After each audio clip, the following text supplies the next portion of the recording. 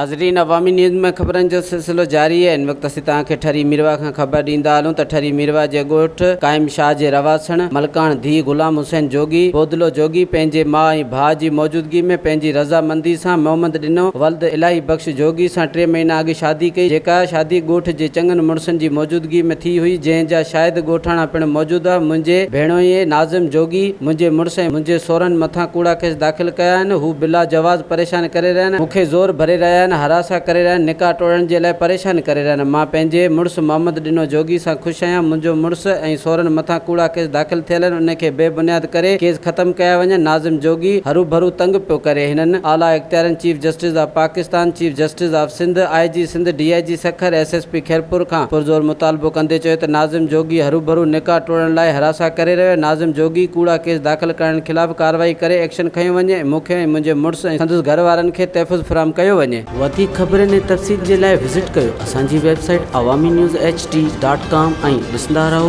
Awami news HD।